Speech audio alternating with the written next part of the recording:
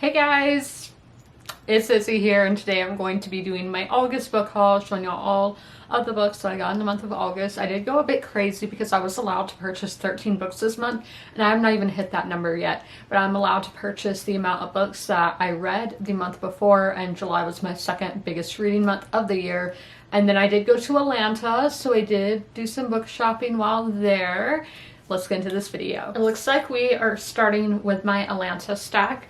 The first book I got was from a free little library. I only went to one free little library. It was at East Cobb Park. I don't know why I didn't feel like going into all these neighborhoods. I just felt like I would be a pain by making my dad go into all these random neighborhoods and all of that, which I probably wouldn't have, but that's just how I was feeling then. And the book I picked up is Life as We Knew It by Susan Beth Pfeiffer. This is a young adult book, but it is a dystopian where the moon gets a meteor hits the moon and knocks it closer to the earth, and all y'all know that the moon controls the water on earth and everything.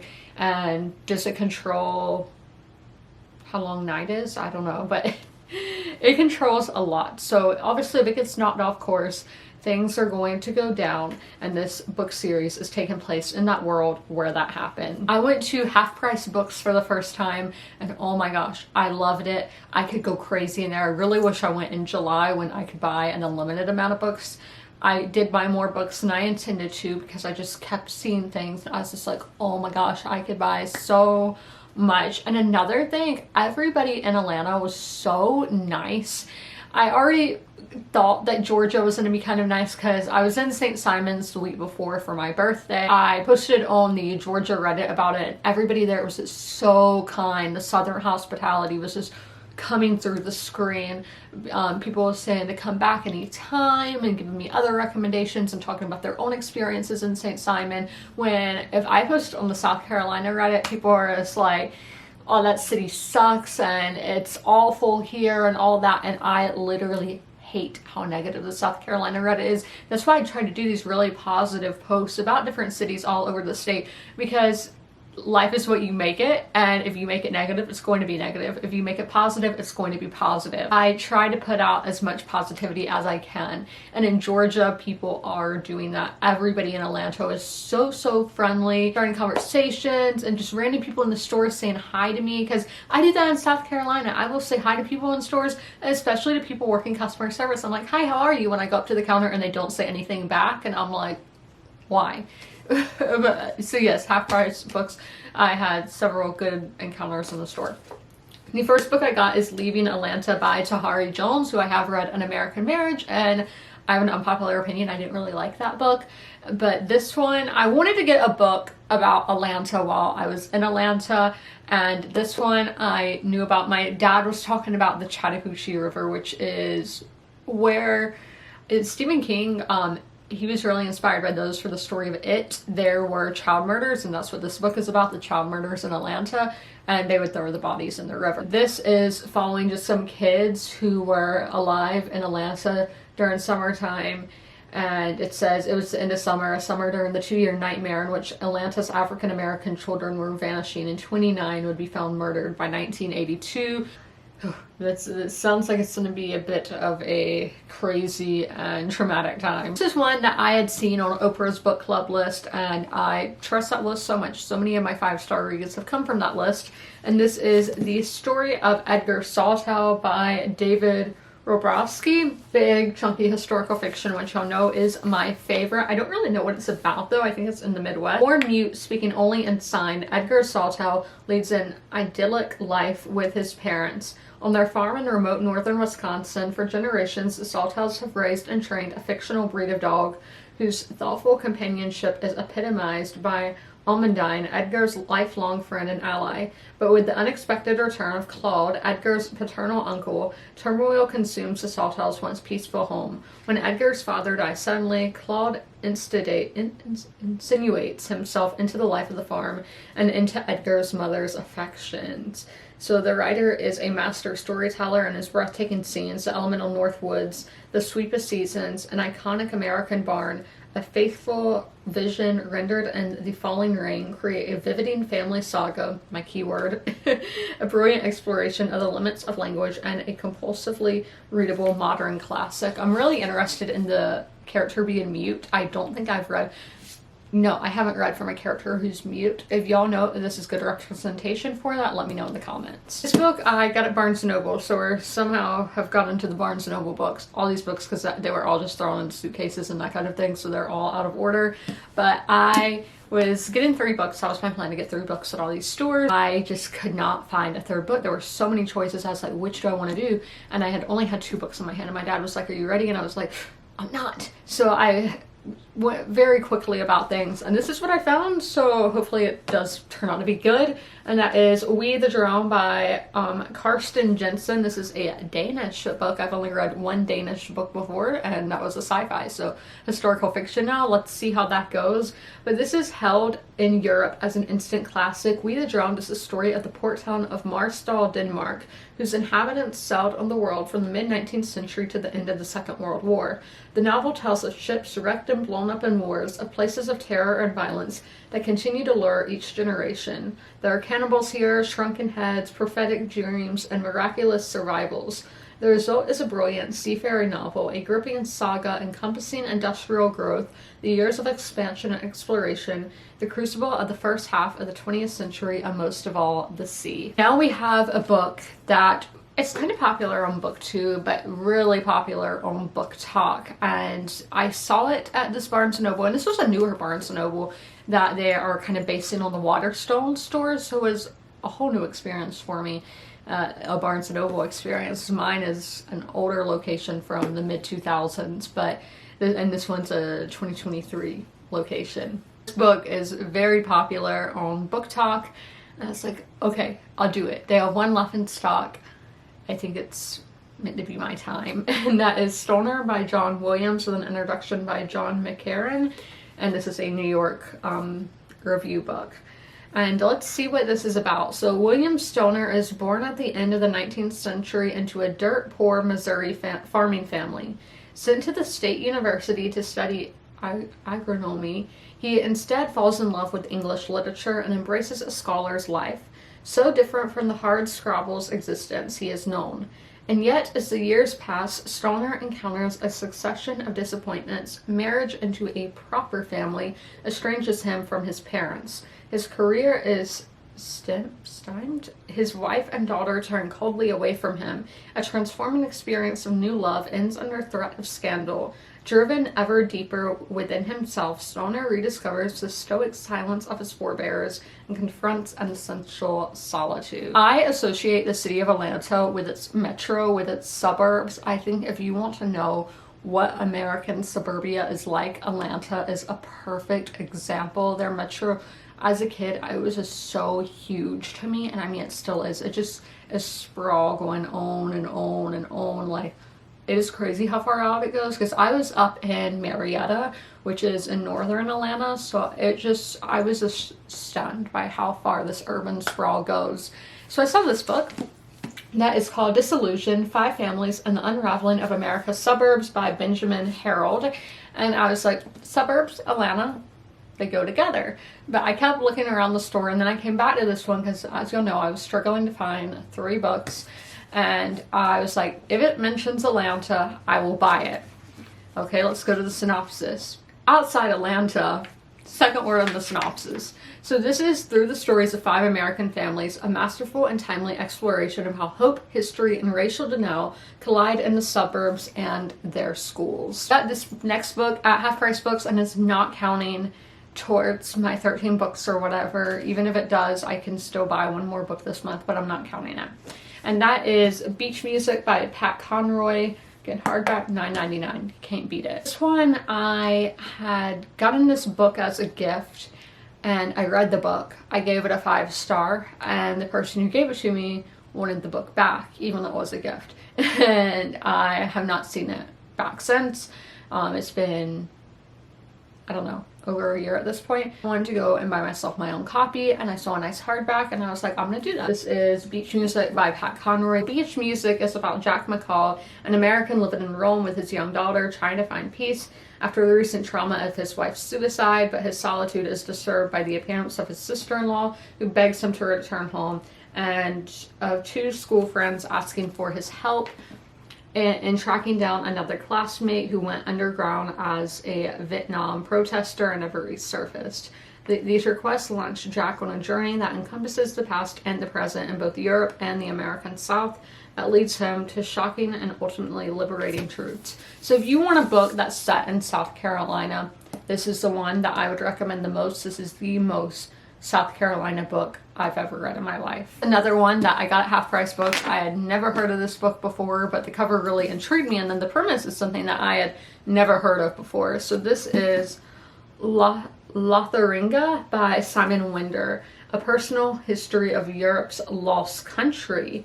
Doesn't that sound intriguing? So at the heart of Western Europe lies a huge swath of land stretching from the mud and fogs of the North Sea coast down through countless market towns, ports, and fortresses, and ancient cathedrals, through a mass of river systems and forests, all the way to the Great Barrier of the Alps. Divided by their languages, religions, and frontiers, everyone living there shares one thing, that they are all inhabitants of the lost part of Europe, Lotharingia. And I had never heard of that, and I really liked this cover, so I bought it, and this was for $9.99, even though it was a paperback. I don't understand why they did that. And also in the nonfiction section of Half Price Books, I was really looking at their like Middle Eastern section and Asia section, because this is what I'm kind of intrigued by at the moment. And this one is To See and See Again, A Life in Iran and America by Tara Barampur. And this one I have just finished reading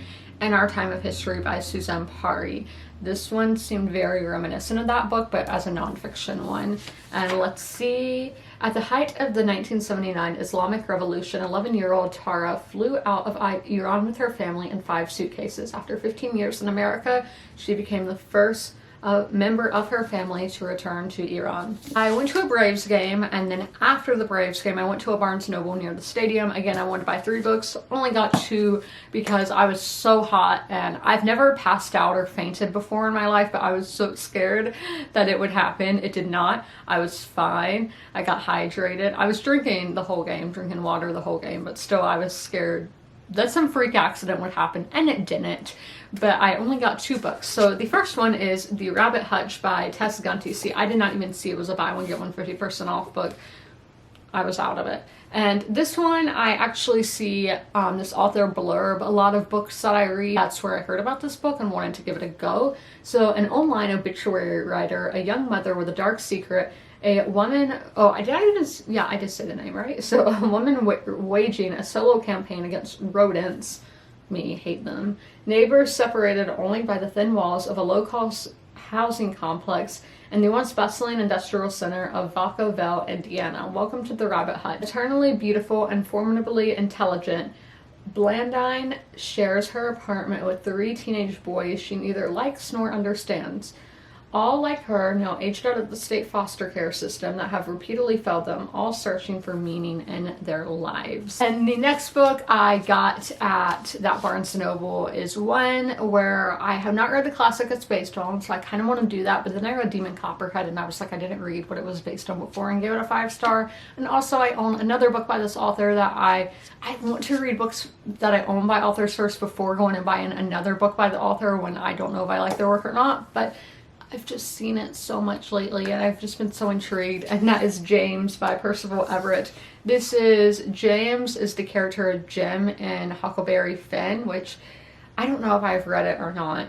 I read some Mark Twain in high school, but that was 10 years ago. I don't remember. It's that story, but at Jim or James's perspective. The next book I have to show you is my most recent purchase, which I got at Target, and I thought it was going to be a 5-star prediction with a twist. I thought it was, and then when I went and checked after I bought it, apparently it's not, but one of my friends has this book, so future buddy read and story with this one, and that is 12th Night by Alexine Farrell Fullmouth. And I did not know That's Olivia Blake, who I also own a book by Olivia Blake, and I haven't read it yet. People, why do we have to do pen names? So this is the cover. Look at the sprayed edges, and then we have really cool in pages. This was all 15 bucks, guys. Like, amazing. And then that's what it looks like naked. This is a YA romance. A little out of my comfort zone, but again, I thought it was a 5-star prediction with a twist. But her painstakingly crafted tabletop game campaign was shot down. Her best friend is suggesting she try being more likable. And her school's star running back, Jack Orsino, is the most lackadaisical student body president she's ever seen, which makes her job as VP that much harder. V's favorite escape from the world is the, I never know how to say this. I've never said it out loud. MMORPG 12th Night. But online spaces aren't exactly kind to girls like her. Girls who are extremely competent and have the swagger to prove it. So V creates a masculine alter ego, choosing to play as a knight named Cicero to create a safe haven for herself. So as the long nights of gameplay turn into discussions about life and love, V and Jack soon realize they're becoming more than weapon-wielding characters in an online game.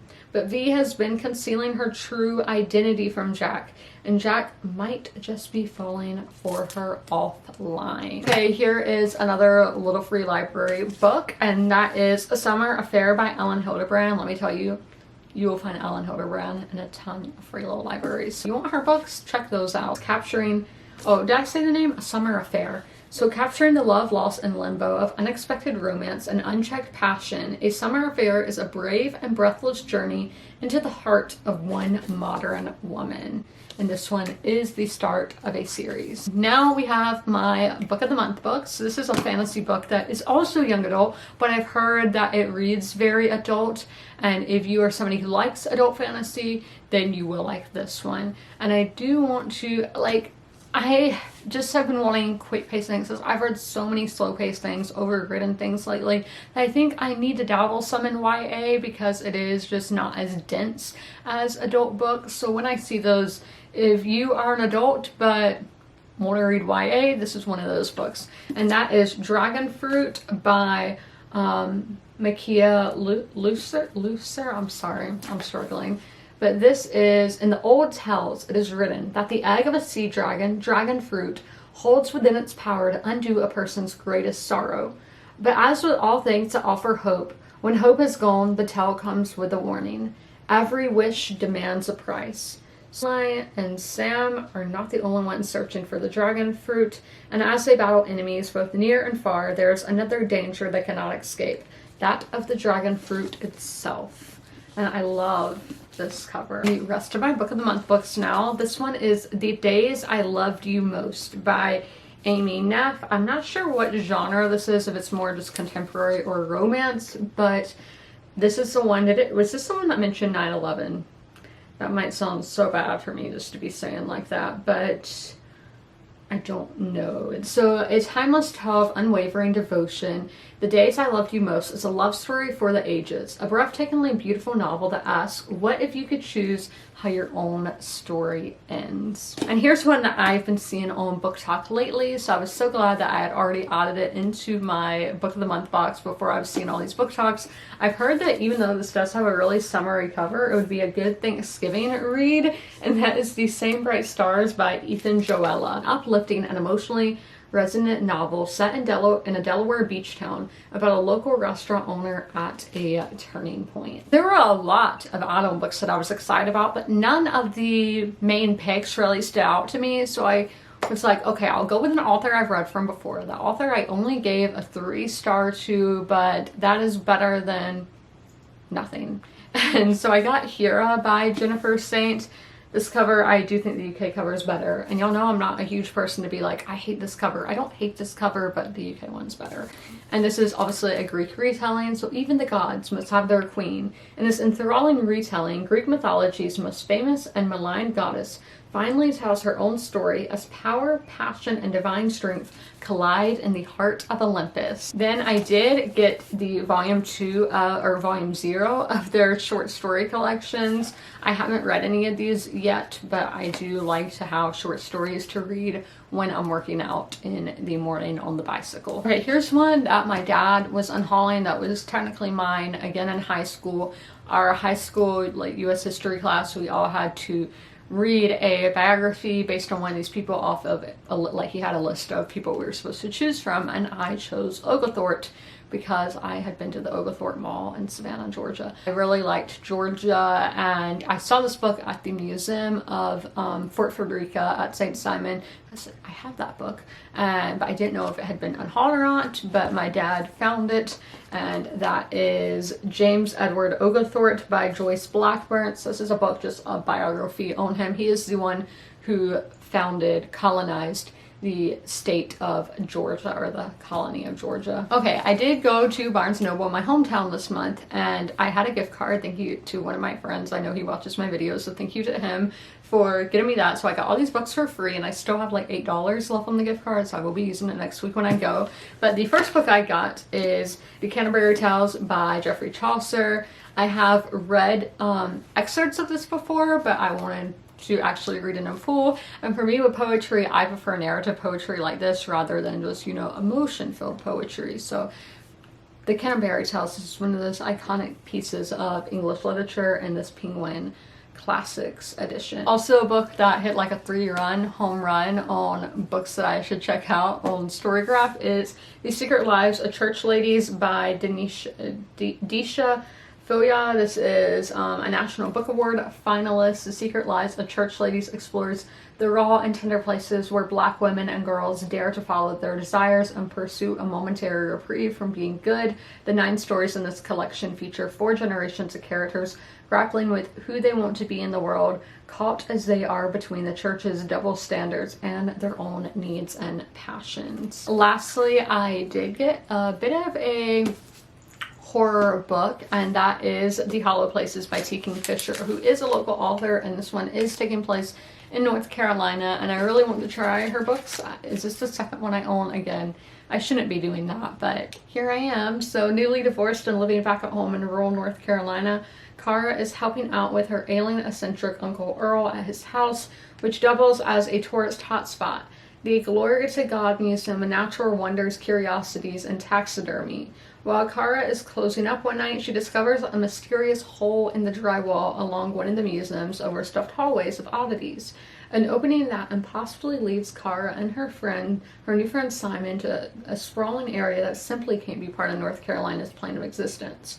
As they explore the apparently limitless depths of this bizarre and frightening new world, a hub containing portals to alternate realities, and bear witness to its cryptic warnings. They can hear you thinking and pray they are hungry. Kara and Simon soon realize there is a far more danger here than they first anticipated, for they have stumbled upon a place of unyielding madness and terror, haunted by abysmal creatures that gather strength from one's innate fear of them. Kind of reminds me of Stranger Things, kind of reminds me of Stephen King.